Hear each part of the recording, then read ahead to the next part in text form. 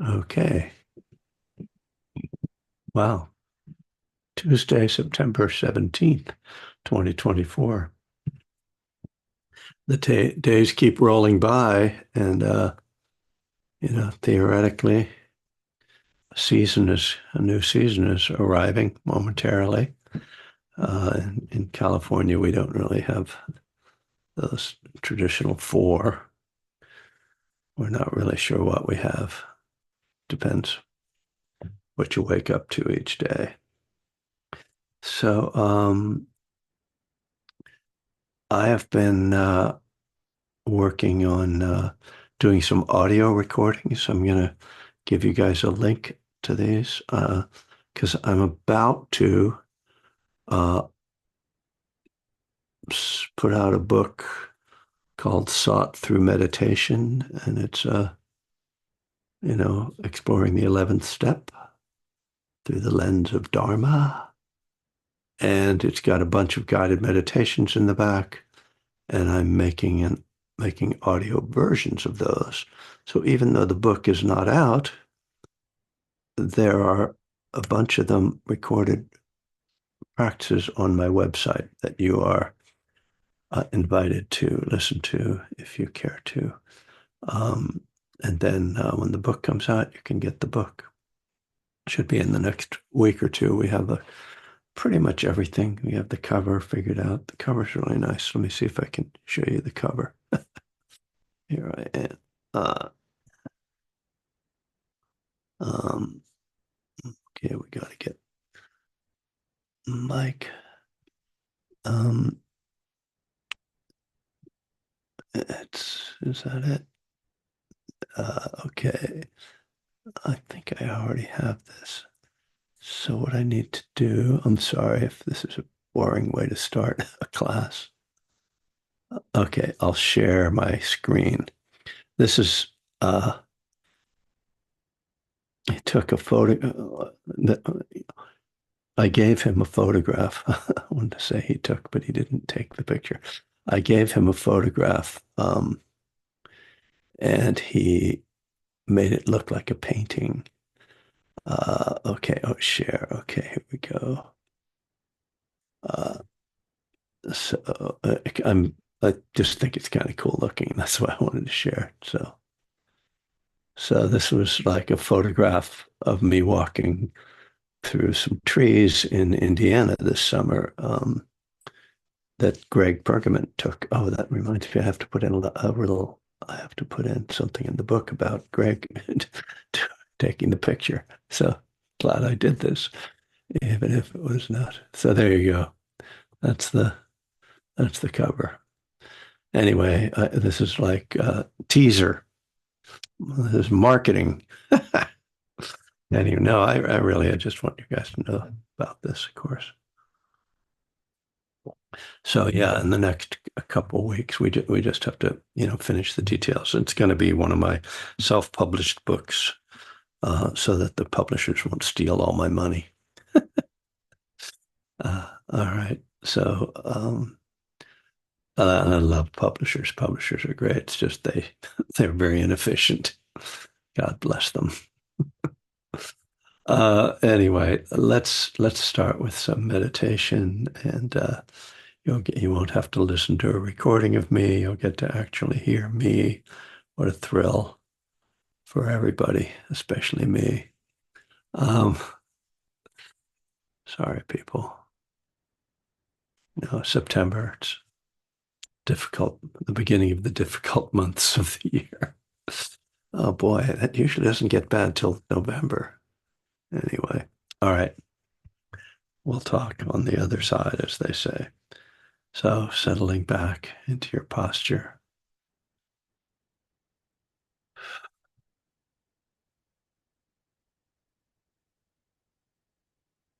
Close your eyes or just lower your gaze.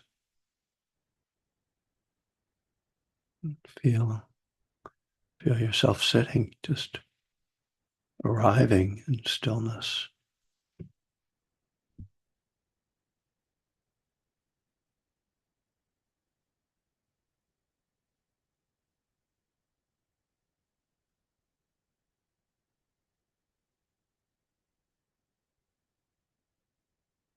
And you may take a moment just to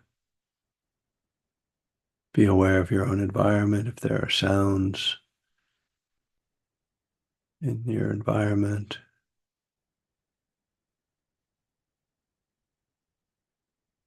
feeling the temperature, just the feeling of where you are when we sit together uh, in person, then we share a space and this kind of practice. We're each in our own place.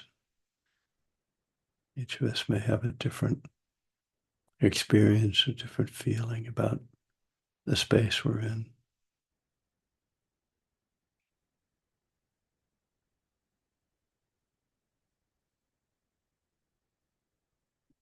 And just letting the body soften, settling, relaxing.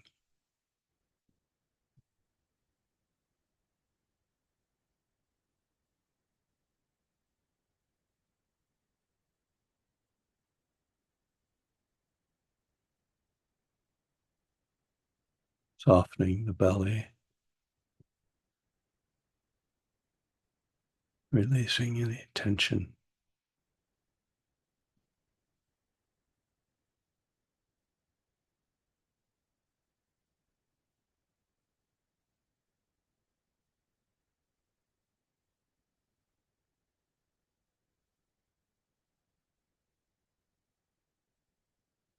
And then connecting with the breath,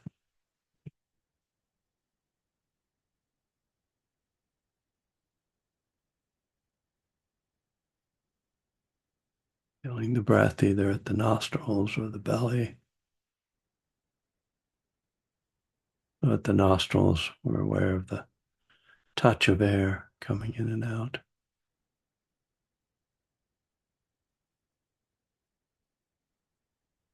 At the belly, if that's where we place the attention, then we feel the movement rising and falling.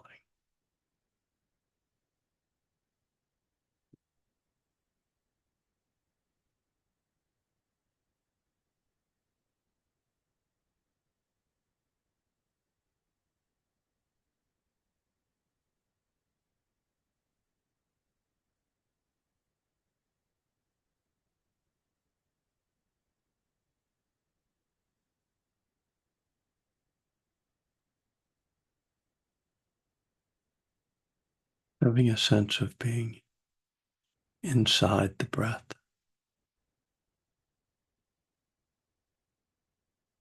the movement, the energetic impact of each breath,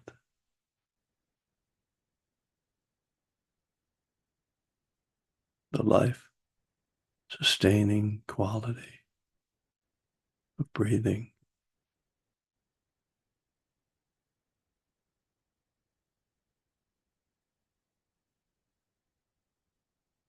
Each breath filling us, opening us,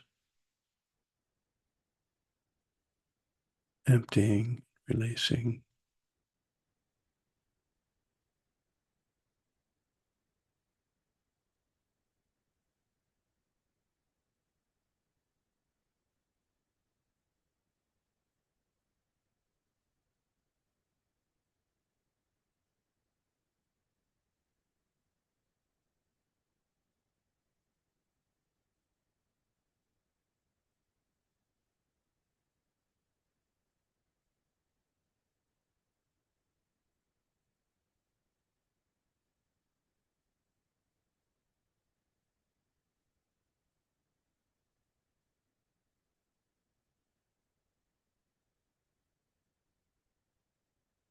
And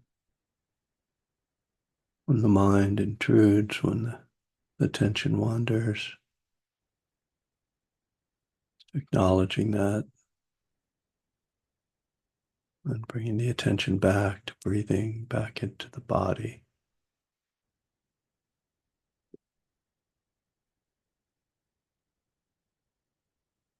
Each time we return to the breath is a new beginning.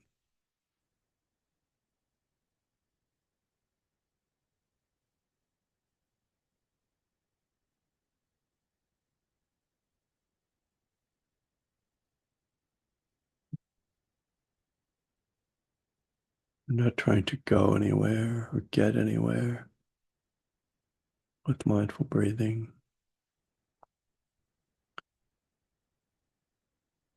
Just to be present with whatever is happening.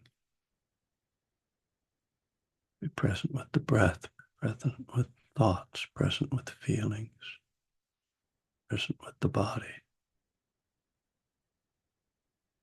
Whatever draws the attention.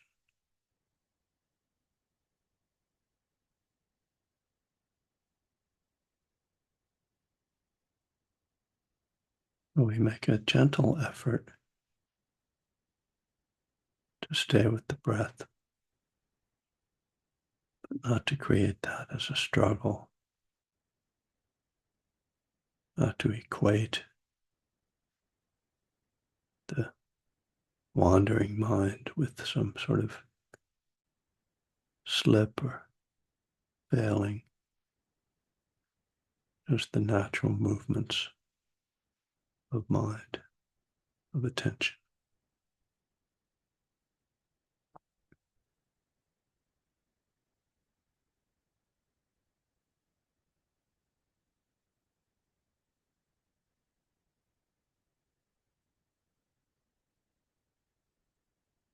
Now that when we don't create our practice as a of competition or striving,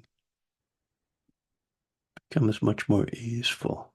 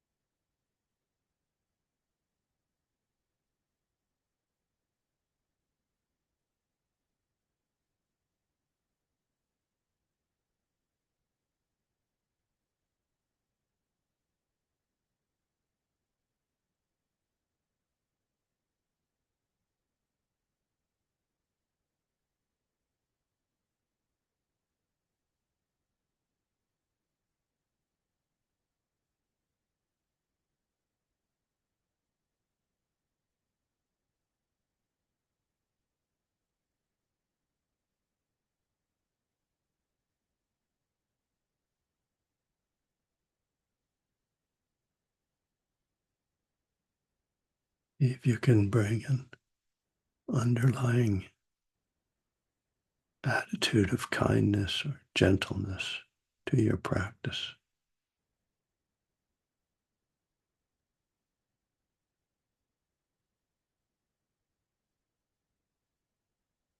this isn't a formal loving kindness meditation or repeating of phrases, but more a felt experience of caring, kindness.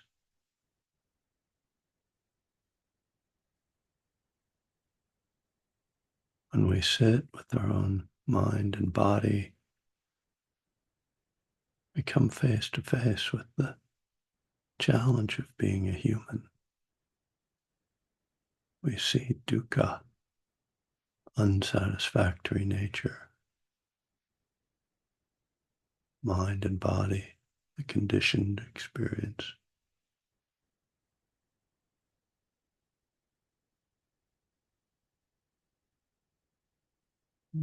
If we are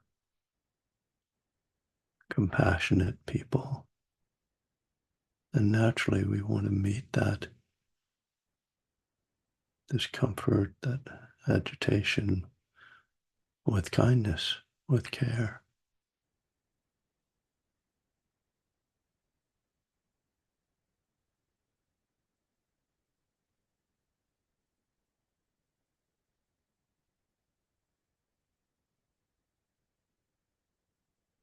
The breath itself can have a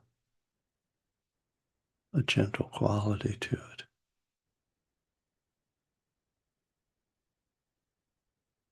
The breath is caring for us, breathing in the oxygen we need, breathing out that which we can't use.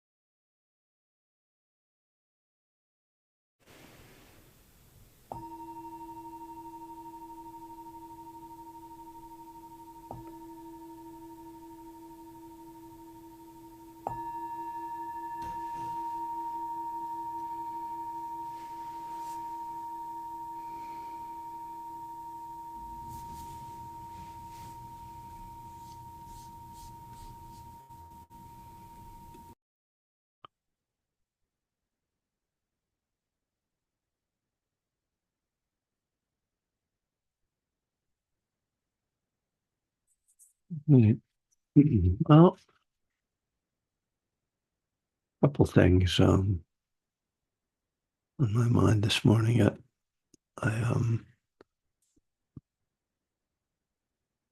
I kind of keep my eye out for articles about addiction. I'm sure many of you do the same, you know. Uh, there was one in the New York Times. It was in the print edition on Sunday that was interesting on various levels. A lot of it was stuff that, well, not really up my alley, but there was a particular line in it that jumped out, and I don't know if you guys can if you can see this article, because sometimes the paywall gets in the way, but it's called "A Dopamine Fast Will Not Save You from Addiction." So, I'm sure some of you are aware of the like dopamine fast movement, and if you're not, you haven't missed anything. One of these sort of like uh it seems very sort of hipster-ish to me, but anyway, it's somehow okay, I don't know. Do I want to read any of this to you? Uh anyway, it's like based on a book called Dopamine Nation by a Stanford psychiatrist. Obviously, a problem already because they're not from Cal. I mean, anyway, sorry, I shouldn't take those biases. Um, this doctor, apparently, this is being quoted from the Terry Gross's show. Dr. Lemke explained that the neurotransmitter dopamine is the quote common pathway for all pleasurable, intoxicating, rewarding experiences. And then it's unquote. So the more dopamine an experience or substance releases, and the faster it does so, she argues, the more addictive it is. In her book, she says, recovery from addiction requires a radical reset that should often include a dopamine fast, basically avoiding pleasures to help rebalance the brain. So the next sentence I like, Dr. Lemke is far from alone in promoting Puritanism as an addiction cure. Okay, we can see where this author's bias is like not in favor of the dopamine fast. All right, but anyway, um, the problem with this neuroscience shorthand is that hedonistic excess isn't the cause of addiction, and dopamine's role in the brain is not all about pleasure. Okay, so uh, she says Americans aren't facing an addiction crisis because we get too much dopamine from overabundant cheap thrills. Our problem instead is a lack of connection, community, and purpose, which, again, if you've been you follow the conversation in the addiction world, that's one of the arguments. In any case, I'm not, this isn't even what I'm like, all of this like back and forth. It's this, the whole like, well, addiction is caused by this, and we found a drug that will cure you from addiction. I'm like, anyway, so then it goes on with a bunch of the science, which is, if you're into that, it's great. I mean, it's interesting, no doubt. Just it's not what I was trying to get to here. So late in the article, I now have to find it because I had the here we go. Dopamine is linked with creating a desire to repeat actions that previously led to pleasure rather than causing the feeling of pleasure itself. Okay. It's linked with creating a desire to repeat the actions that led to pleasure. To complicate things further, there are also at least two different types of pleasure. And here we go.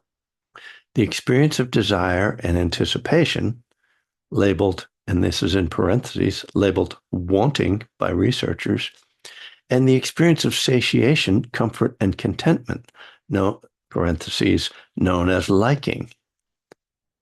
So when I read that, it just kind of jumped off the page.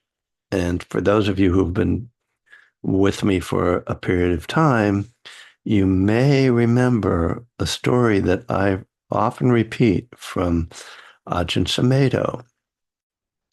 So Ajahn Sumedho was the first Westerner to uh, ordain as a Buddhist monk with Ajahn Chah, the great Thai forest master. So this was in the late 60s. And early in his monastic career, um, a group of Thai nuns, young women, came to the monastery to get some teachings from Ajahn Chah. Ajahn Chah brought Ajahn Chah Sumedho, the young monk, young American monk, to that gathering. And so here's this young man practicing celibacy, being placed, being asked to sit for a couple hours with a bunch of young women. And after this teaching, so Ajahn Chah was testing Ajahn Sumedho, seeing if he would trigger lust in him, basically, and seeing how this young American monk would manage this situation. And after the teaching and after the nuns had left, Ajahn Chah turns to Sumedho and says, "Well, how was that, Sumedho?" And Ajahn Sumedho says, "I like, but I don't want." And Ajahn Chah's like, very good. Sumedho, that's excellent. And apparently then, according to Ajahn Amaro, where I heard this story, Ajahn Chah then told that many times over the following weeks and praised Sumedho. And so the point of it is in the larger Buddhist teaching is that in the pathway to suffering, when the Buddha lays out the dependent origination, the way we get from to we get basically the pathway that leads us to suffering, this kind of cycle of samsara. Right in the middle of this process, there's the experience of feeling, which involves either liking, disliking, or not caring, that typically triggers wanting. And this is an important link. So again, I know many of you have heard me talk about this. Vedana is the liking, disliking, or pleasant, unpleasant, or neutral quality. And then tanha is the craving. And so according to the Buddha, if we can just be with the pleasant, unpleasant, or liking, not liking, but not move into desire, then we interrupt the path, this this cycle of samsara, this cycle of craving, this cycle of addiction. And so it's this critical point. So Sumedho was apparently sort of intuitively seeing that line and seeing that, oh, it was pleasant to see these women, but I didn't fall into lust. So I didn't cross that line and continue this cycle of craving. And that's why Ajahn Chah really liked that statement because it really hits on this critical thing and it puts it in a slightly different framework rather than saying it was pleasant.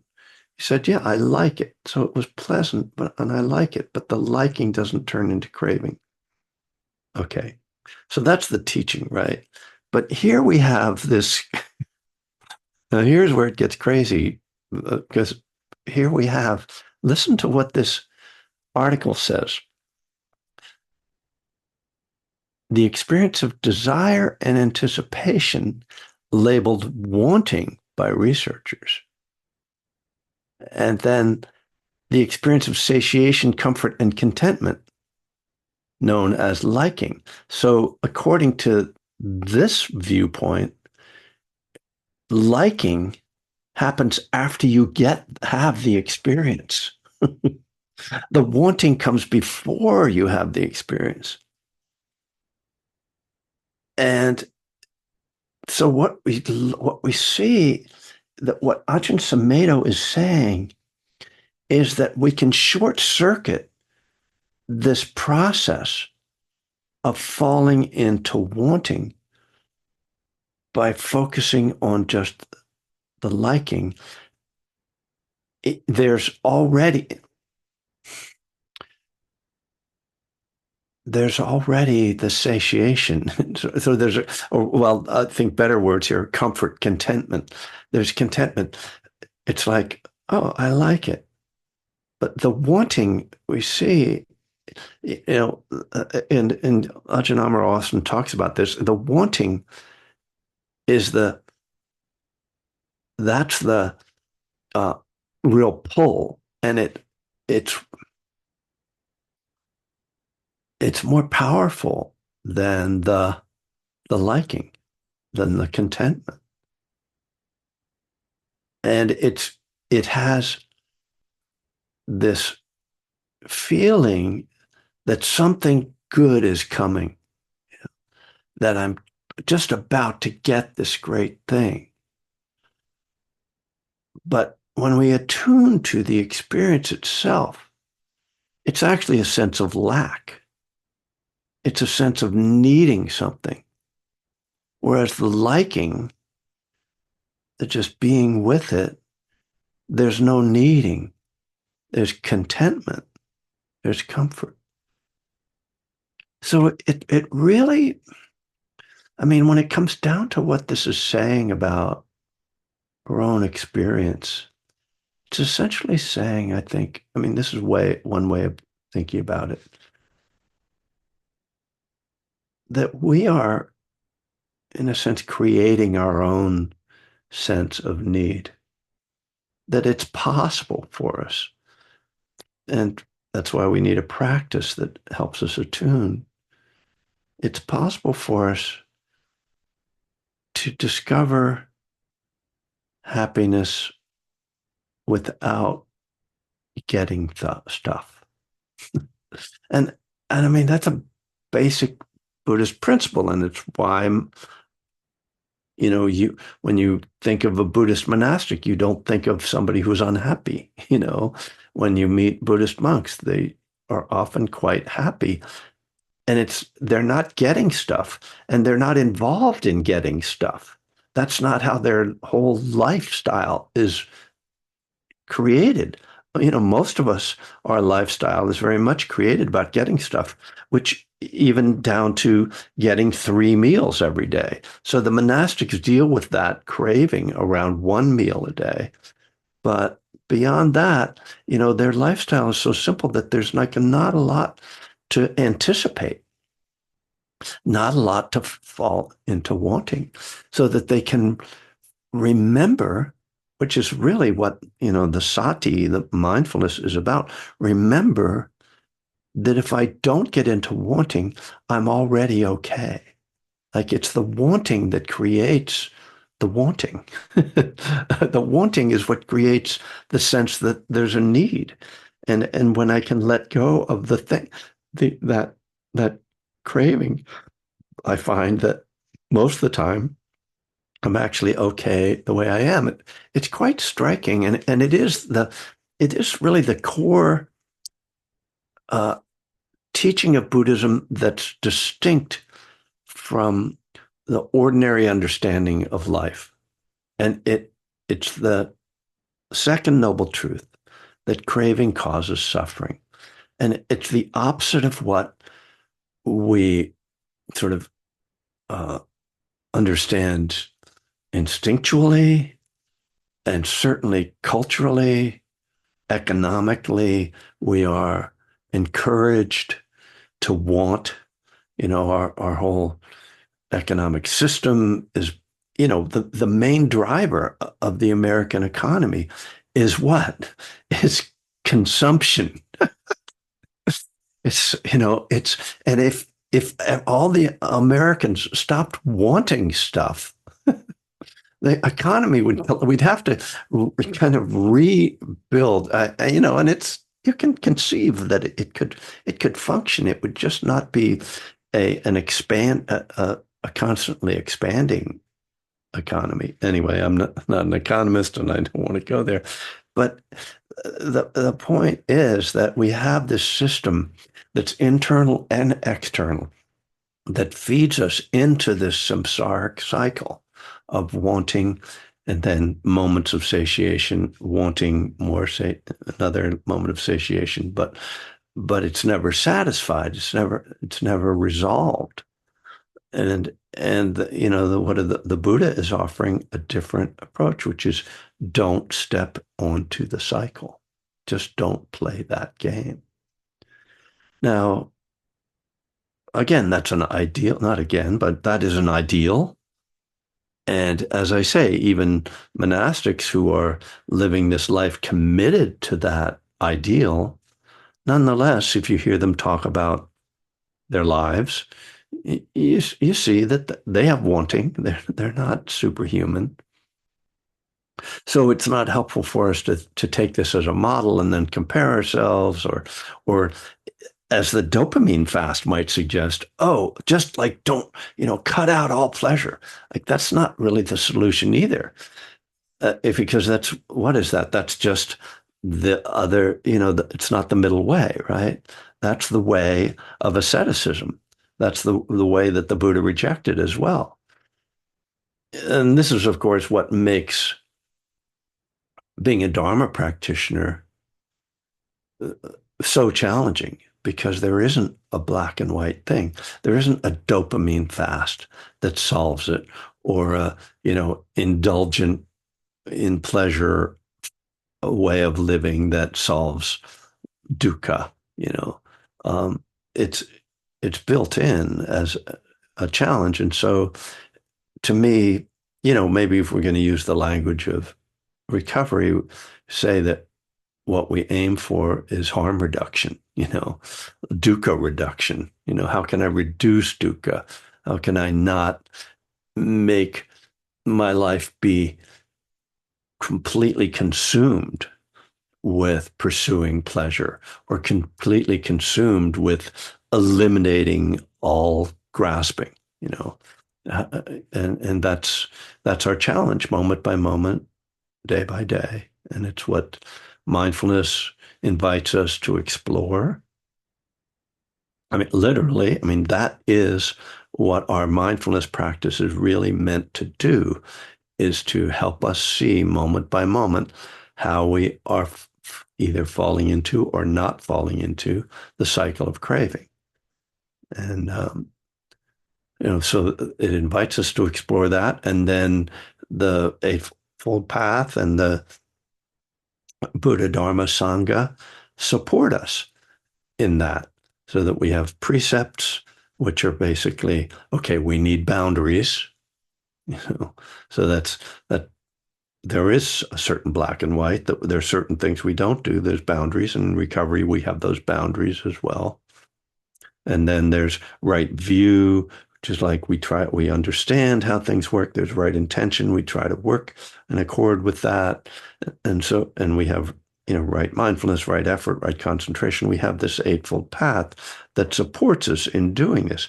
But it's not a path like, okay, there it is, just go straight there. It's this movement always trying to find balance and find a middle way that is manageable, is good, uh, is wholesome, uh, but not striving for perfection, because that just turns out to be another way to create suffering.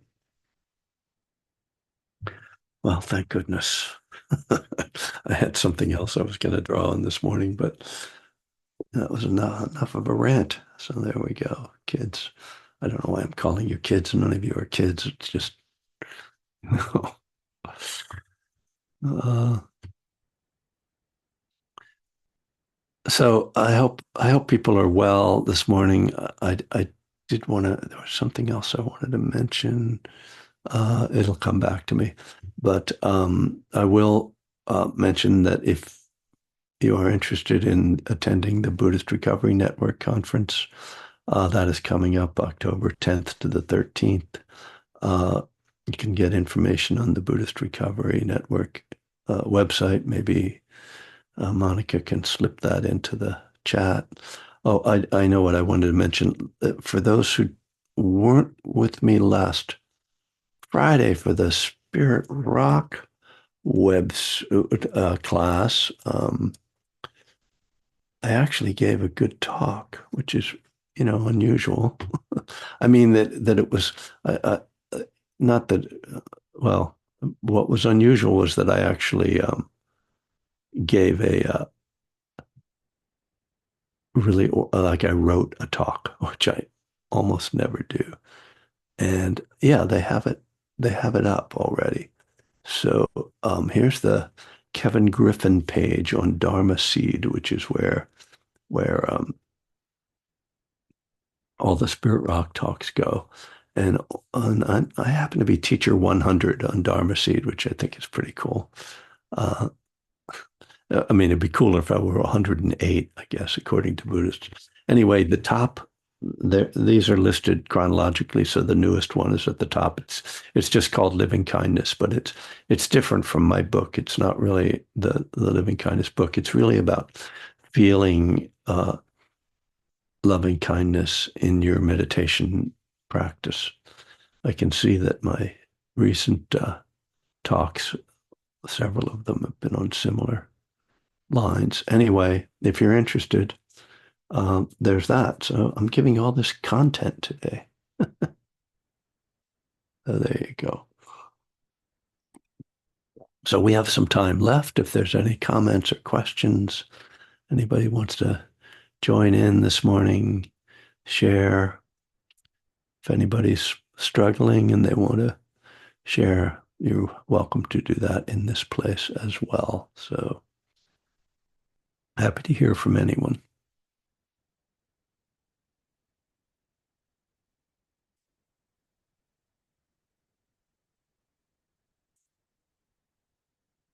One other thing, I am going to be live in Walnut Creek this Friday night. So I wonder if it's on my website. I actually don't remember ever putting it onto my website. I'll take a look. I sort of don't think so. No, it's not there. Terrible. There's something called Indigo Yoga in Walnut Creek, and they are hosting me on Friday night. So you can probably find that pretty easily. So still no volunteers here, huh? Hmm. Okay. Well, I can wait.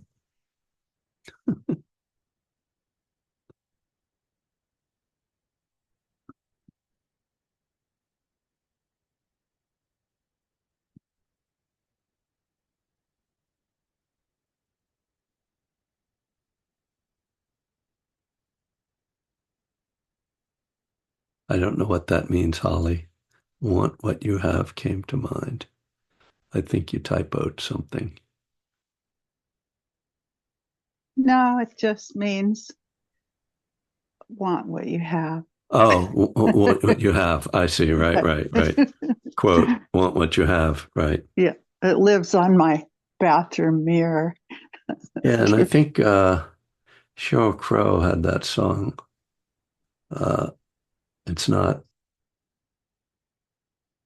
it's not, anyway, can't think of it. Anyway, she says, it's wanting what you've got, not having what you want. It's wanting what you've got. Rita Uh, has her hand up. oh, look at that. It's International Bikini Day. That's right. Thank you. Uh, Rita, hi, go ahead. Hi, can you hear me? Yes, indeed. With regard to wanting, what about Yes. our addiction where the physical component comes into play? Can we still override that physical compulsion with short circuiting the wanting? If you're in addiction and you are trying to practice this, could it work? Um, So you're Or saying like did could you you have to detoxify first? oh hmm.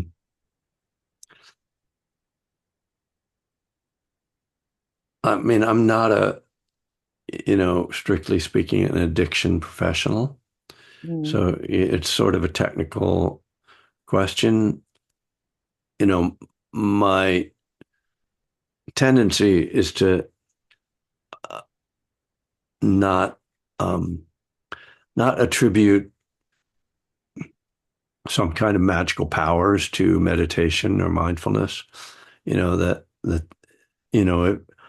if, if you're addicted to heroin, yeah, I mean, you're going to need to detox, but in order to detox at all, there has to be that intention. You're already applying some restraint, right? Which is kind of what we're talking about here. I mean, it is in simple terms, liking but not wanting is a form of restraint. So, I mean, I'm not exactly answering the question, but because I wouldn't want to make a definitive claim about it. I don't, again, I think we have to, I mean, I honor that there is, uh, a medical side to certain forms of addiction. And I don't want to imagine that I can just meditate my way around that, if that's kind of what you're asking. Because, like in the big book, it says that of Alcoholics Anonymous, it alludes to the fact that we're powerless over the physical craving or whatever it is of alcohol. Yeah. But in order to implement a strategy like this, where we can override, we would have to end that physical craving first. I'm thinking, I'm not quite sure, to be able to use this um, uh, not wanting. Yeah. Well, I do think, yeah, I do think that, you need the whole spectrum of recovery tools. It's why, I mean, to me, the community and the meetings are really a vital part of the beginning of the process, because trying to internally manage and just purely internally manage addictive craving isn't really, as this first step says, it's unmanageable. It's not something we can personally do. And so that's why the steps are written the way they are. It's sort of acknowledging that to initially overcome those cravings, the habits, because it's a whole, it's part of our whole life and our identity. We need something more. And so, it points to higher power. Yeah, that can take many forms, but certainly to me, the the program and the meetings and the community and the people are one of the most important parts of that initially. Um, yeah, so I think that a typical person who is just trying to get off alcohol or drugs doesn't have the subtlety of awareness. They can, the to attune to this distinction between liking and wanting. You Mm. know, when we're intoxicated, we're not, our senses are too dulled to really, and even in withdrawal or in the early stages, when you've been living that way, you don't have that subtlety of awareness to pick it up. So I think it requires a more, a further step in recovery before it would really be very functional. But I'm not going to say it couldn't be done. I just don't, I just wouldn't, I don't want to, again, sort of take a stance of like, just do this and then Mm. you know. Yeah. Thank you. All right. Well, thanks for bringing up the question. So, Monica, are you saying that uh, the They're having some problems. I can get to your schedule on Indigo's Soul Yoga. Indigo? Okay, not Buddhist Recovery Yeah. Network. Okay, No, I got that up. That's fine. okay. Sorry, y'all. I think you'll have to search yourselves. They're having some issues. I can get to it sometimes, but not always. And um, you'll have to create an account. It looks like to Oh, sign up. really? Yeah, so All that's right. fine. I'll try to. I mean, Yeah, I'm trying to find the information myself. it's Um, Locust Grove. um, yeah. Okay. They Let me. invited me. Um, to, to, to. Oh, what is that? Okay, this says I. Friday nights from 7 to 8:30. Yeah, Uh-huh. Yeah. yeah. And I don't know it's if I could probably screenshot it, but it's going to take me a minute to get it up. yeah. So, Well, I mean, it's pretty. I mean, it's Indigo Yoga in Walnut Creek. Anybody can, I'm sure, find that. So 7 to 8:30. And John Atisha, who's asking that question, is quite competent to find it. I know. I'm sure, He says he'll yes. be there. Look at that. Thank you, John. I appreciate it. And Uh, don't come late, Tippy, and don't come in late after the meditation like you like to do. So, and getting to know people too well is dangerous. our representative, our delegate. Yes, thank you. Uh, Thanks, John. any other comments or questions this morning? I know we've reached 11 and people are starting to drop off, but I've got the I've got the day to myself here and do wonderful things like prehab and office cleaning and might record some. So anyway, I've got time if anybody wants to chime in here.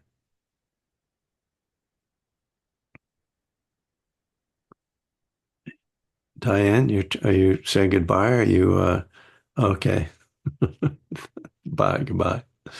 All right. Well, if you guys are going to be so quiet, I mean, this is I'm at a complete loss for words, but I finished my other course, so now I can hang on and stay late, and no one has anything to say, I know. including Well, what which about is great. you? Come on.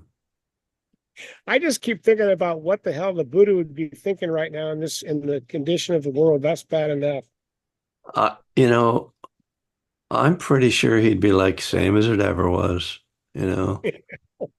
I mean, really, I love some of the stories, like stuff that happened. You know, I told this story recently. King Bimbisara, right? Friend of the Buddha, follower of the Buddha. His son, Ajatasattu, was like, Dad, you're getting old. Like, why don't you let me be king? Bimbisara's like, I'm down with that. This wasn't quite the language he used. He was speaking some other language. But anyway, it's like, yeah, I'm going to retire. I'll just meditate, hang out with the Buddha. So Ajatasattu abdicates, gives the throne to, Bimbisara abdicates, gives the throne to his son, Ajatasattu. Then Devadatta, who was the Buddha's evil cousin, who was a monk, is whispering in Ajatasattu's ear, yeah, but your father's going to come back. He's going to try to take the throne back from you. Ajatasattu's like, you're right. He puts his father in jail. His father, who just like let him become the king. Like, now you're putting him in jail. Ajatasattu's, yeah, but like he might get out of jail and and then you're really going to be in trouble. But you got to get rid of him. So Ajatasattu has his father executed. He kills his own father, who was the king, right? Regicide. I mean, that's bad. And that was like, and these people knew the Buddha, and Ajatasattu was sort of a follower of the Buddha. And there's a famous sutta where he goes and he listens to a talk from the Buddha. And he listens to the talk. He's like, that was a great talk. Thank you so much. And Buddha's like, yeah, good. Ajatasattu leaves. And he said, the Buddha turns to his followers who were there. He says, Ajatasattu would have actually had the breakthrough. He would have become enlightened while I gave that talk. He was ready, but because of the karma of having murdered his father, he's going to go to the hell realms. So it's good to know, like, there's some karmic consequence for these things. And, according to that, if you believe in that, which I don't believe and I don't not believe, I just tell you what they say.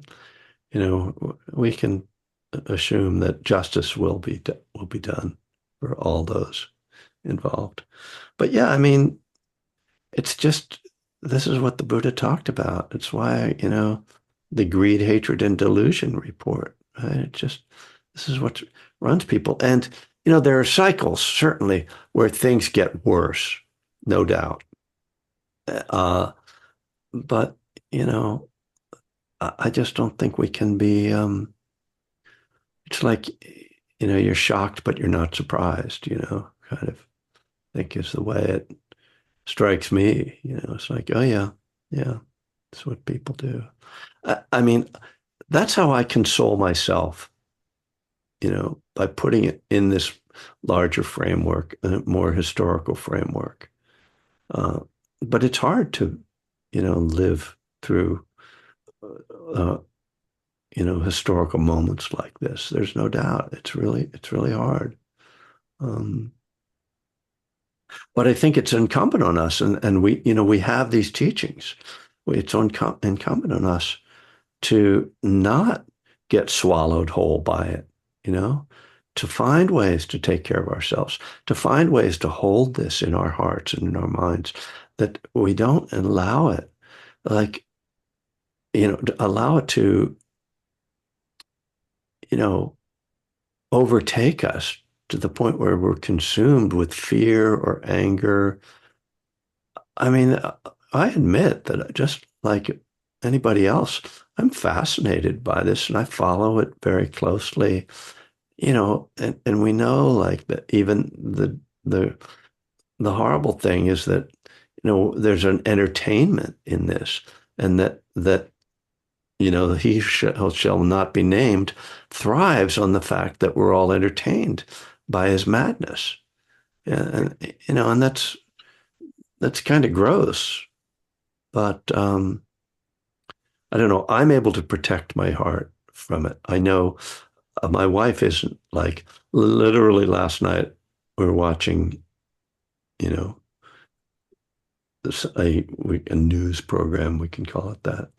And I just paused it and I said, you shouldn't listen to this.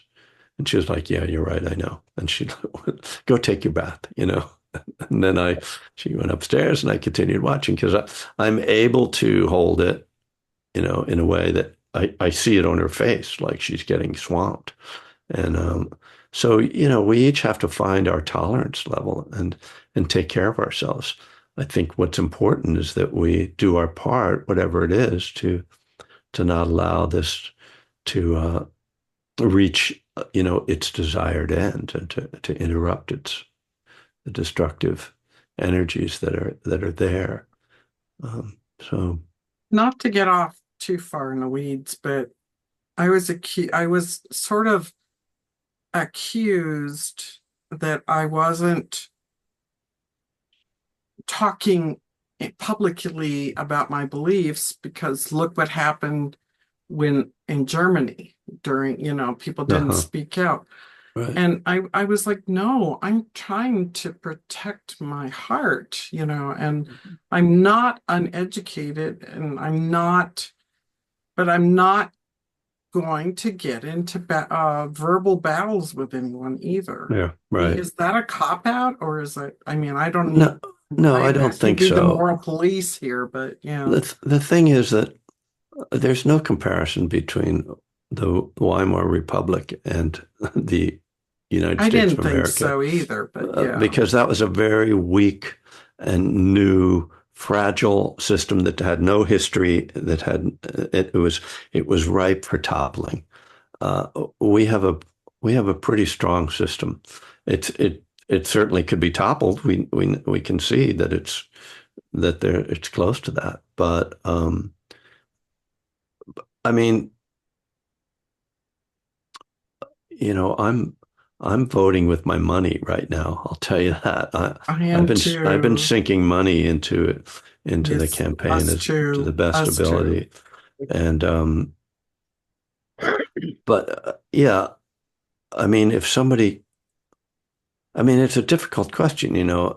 It's like when the Muslim ban went into place, and people were out in the streets, and people were at the airport in San Francisco. I remember them going to the airport to stand up against that. And I don't remember exactly what it was about that. But I think when there are blatant acts of, uh, of, authoritarian acts, then that's when we have to put our bodies on the line in some way or another. Um, Yeah, I mean it's difficult. I mean, it's not like, oh, I'm going to fly to Springfield, Ohio, and you know stand in front of a Haitian's door. But thankfully, I mean, and again, I do feel like our system holds because the governor of the state is going no and sending in police to protect. So we're not in a situation where the system itself is actually turning against. Uh, I mean, in the larger sense, I mean, as flawed as it is, because we continue to have systemic And racism and this many is why other it's so important for us failings. to have community like what we have right here. This is what's so important that we stick together as a Sangha. We have Yeah, to support each other. These are very stressful times. It's things that seem to have a way of repeating themselves in history. yeah, Been going on for thousands and thousands of years.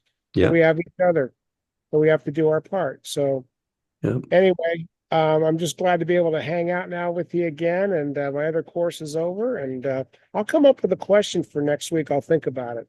Okay, very good. Yeah. Thanks, And Steve. then Kevin, remember I'm not here next week. So Oh, oh no. All right. Angela thought she could maybe help you, but I can manage, of course, all right. Well, just a reminder. we'll be Yeah. fine. I know. Well, Okay. I'll still be surprised. I'll be like, "Where's Monica today?" And somebody will be like, "Remember, she said she was Okay, going." you're all my witness. I'm away All right. on the Then, occasion of spreading my mother's ashes in New oh, Mexico okay. Well, for her wishes. So all yeah, right. Where are you spreading them? don't know yet. Oh, well, I'm not in charge. So you don't know what her wishes were? she said somewhere with a breeze and a view and where it's Okay. allowed.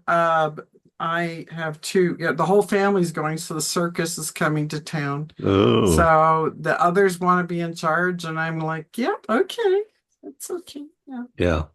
I'm the one who advocates for simplicity in there. It'll get to Right. it'll what you can imagine what. I can well imagine. I've heard about families.